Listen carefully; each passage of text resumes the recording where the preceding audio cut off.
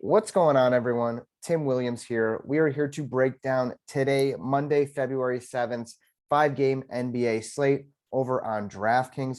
If you are new to the channel, what's going on? My name is Tim. We're going to do things a little bit differently here. I've been trying to tackle or figure out a different way to kind of break down, sports other than MLB. So NBA, I find very fun. I find very challenging. And what I wanted to look at in today's slate and what I created was a little bit of like a spreadsheet to kind of look at where teams kind of fall against other teams defensively and maybe kind of attack the slate that way. So let me bring up this little numbers spreadsheet here. And today's easy. It's a 5-game slate. So, and this is the first time I'm doing this. So feel free to hit that thumbs up button if you think this is kind of unique or something different than those other types of videos that just kind of give out the best plays. We really want to just focus on building lineups here, not so much players. So one thing I find very frustrating in NBA is things change rapidly. Sometimes right before the slate, sometimes right after lock, sometimes during the slate. So you got to kind of always keep updating your lineups. But doing it this way will kind of just focus more on the position and defensive ranking, and you can kind of just plug and play in whoever you want, right? Essentially. So 5 games here, and I looked at some of the more recent Vegas totals here. So at about 1:50 p.m., I kind of plugged in all these teams here. So clearly the best matchup on the slate as far as the game staying close would be Toronto versus Charlotte. Toronto at a 113 point total and Charlotte at 111. And then the other games here, Miami is favored against the Wizards, Phoenix and Chicago, Golden State Warriors. Oklahoma City has the lowest implied team total on the slate. And then you have the Knicks and the Utah Jazz at 9 o'clock. That'll be the last game on the slate. So these rankings are just done by how many teams are on the slate. So we have 10 teams, we have 5 games, making this kind of a 1 through 10 kind of ranking system. Number 1 are the teams that you're going to want to attack with that respective position. And then number 10 are teams you do not want to attack. They have the highest defensive grade on this slate. So yeah, we'll just kind of look at the point guard position first. Judging by these metrics, it looks like the Oklahoma City Thunder are the clear number 1 team you want to attack. So Golden State being their opponent, maybe you're looking at a guy like Steph Curry as like your go-to guy. And then we kind of ranked them out, right? 1 through 10. So maybe you find that Steph's a little bit too pricey. You kind of want to jam in some other players that kind of fall in that middle range or just are cheaper than Steph Curry in general, because it's only a 5-game slate and there's not a ton of value, at least right now. So, that's great. You could easily see that Steph Curry might be the best point guard on the slate just based on defensive metrics. Maybe his salary is a little bit too expensive, or you find that maybe he's going to be a little too high owned or too under owned. Well, great. You can kind of look at some of these guys that are ranked like 2nd, 3rd, 4th, whatever have you, whatever makes your lineup a complete whole lineup that just makes sense, right? Because it isn't just necessarily about taking the best player or the best matchup or what have you. There's other factors involved like salary and ownership and et cetera. So, all right, maybe Steph Curry, even though he's ranked number 1 against a really bad Oklahoma City defense, maybe, we'll look at the number 2 team, right? So that would be Phoenix going against Chicago, and we find that maybe Chris Paul might be too expensive. So you want to drop down to the 3rd ranked matchup. And it looks like Miami and Washington would be that matchup. So maybe you'd want to attack somebody from Miami, believe it or not, even though Miami is a very good defensive team. However, they kind of, struggle a little bit at defending the point guard, making maybe a Spencer Dinwiddie in play. He's like 6.2K. You're saving about $4,000 from that top play. So that might make sense in your lineup. I hope this makes sense.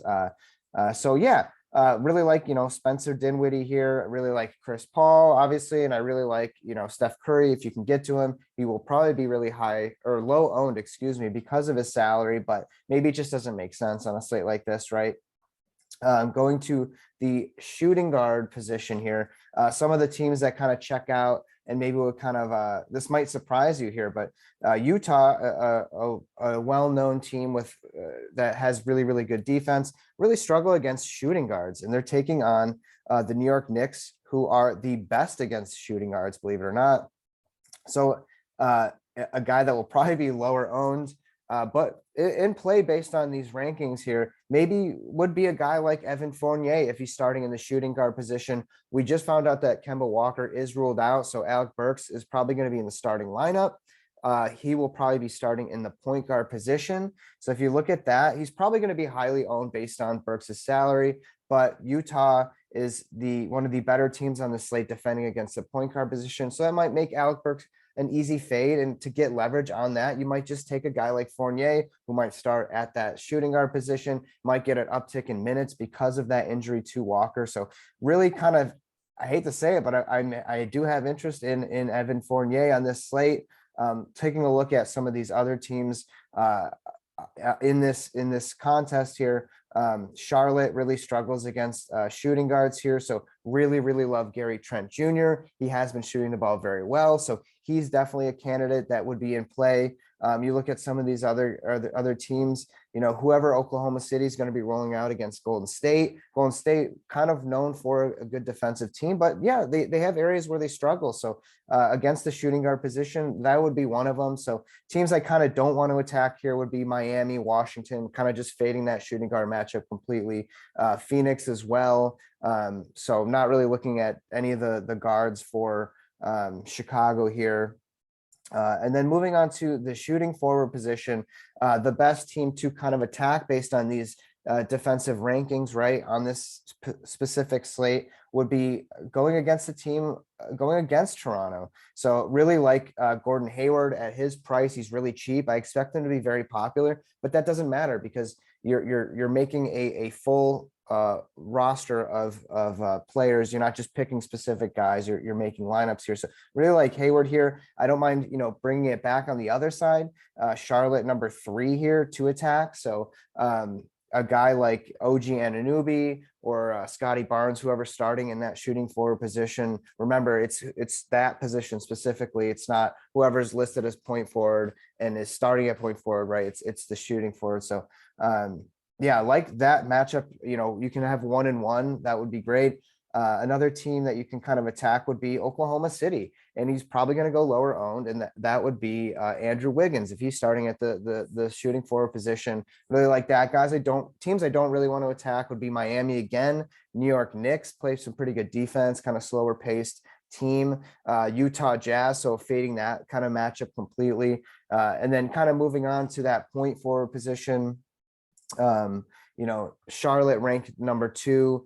New York Knicks number 1. Those two teams I would love to attack at that point forward position. So maybe like a guy like Siakam if he's starting at point forward, or a guy like who do we got for the Utah Jazz? Believe it or not, Royce O'Neal. No one's going to own Royce O'Neal. He's at 4.2K. I think that's an easy way to just kind of take advantage of your opponents, right? Because you're trying to beat other people in the field. You're not just trying to pick the best players here. So I like Royce O'Neal in this setting. Maybe Bogdanovich, even though his salary is really high, depending on where he starts, right? But really like Royce O'Neal here. If he gets you, 20 something, 25 points, that's all you really need for him to pay off that price tag and kind of allow you to pick other players against bad defensive teams. So I like those guys here. Guys teams I'm not really trying to attack would be Toronto at that point forward position. So that kind of takes guys like PJ Washington out for me. And some of these guys might be kind of highly owned, so it might work out to your advantage. Phoenix, a team I definitely don't want to attack. And then Golden State Warriors, another team I'm not really interested in going against there. So and then last but not least, we'll talk about this center position. So there's one clear play that really stands out here, and you're probably going to see it all over the industry, but Bam Adebayo, just clearly the number 1 center on this slate. It's not even close when it comes to these defensive metrics. So really kind of just locking him in the couple lineups that I'm playing and a couple contests I'm playing. And honestly, like you're seeing a lot of red in that center position right here. So, or maybe it's just kind of a 1 center slate. but locking in Bam here, really want to attack him against that Washington defense. Other teams kind of looking at this as Golden State and Oklahoma City game. You can kind of utilize both centers there. I think they're really cheap on this slate. So maybe somebody like Looney, who's going to be starting for Golden State, although maybe the minutes aren't totally there, but he's going to see probably 25, right? 26, 27, 28. Oklahoma City, whoever's starting there could, save some money and make you kind of spend up to maybe a guy like Steph Curry, and you can kind of coordinate those two together. So teams I don't really want to attack at the center position would be Toronto for one, and not taking, a guy like Mason Plumlee for Charlotte. Like, he's kind of out of the question. Not going to attack Bam with anybody from Washington, regardless of the price. So kind of off of them. And then New York Knicks grade out really well here defensively. So not really going to take a guy like Whiteside, who might be somewhat popular based on price, but I'm really just going to be focusing and trying out this new method that I have here of taking guys in positions who are against bad defensive teams or bad defensive teams against certain positions. So I hope this makes sense to you. And we can kind of look at, the lineup builder. Remember we said, Steph Curry could be potentially in play at shooting guard if I really like Gary Trent a whole ton there, shooting forward based on those defensive metrics here. I really liked how, Wiggins kind of fits in at that price, right? And maybe he goes lower owned. Shooting forward, maybe actually a strong position on this 5-game slate. Point forward, you have those spend up guys like DeRozan, so expensive. Siakam, I think he is definitely in play. I mean, he's a guy that can easily kind of fit into this matchup. I think will be very popular, but maybe you just go down and hey, that the literally the number one ranked team against the opposing team was a guy like Royce O'Neal. I don't mind it. Saves you some salary. It's a late night hammer. Gets you 25. It might look pretty good.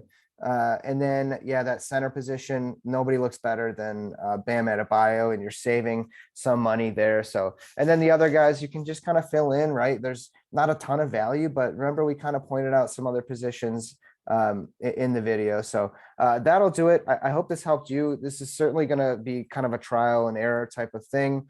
Maybe it works out. The only way to know is just really to try it over a larger sample. So feel free to hit that like button, subscribe to the channel, drop a comment below. I'm curious to see if anyone's going to be kind of trying this. I hope it helps. And I'll let you know how the results kind of turn out. But that's it. Good luck in your contest tonight. Peace out.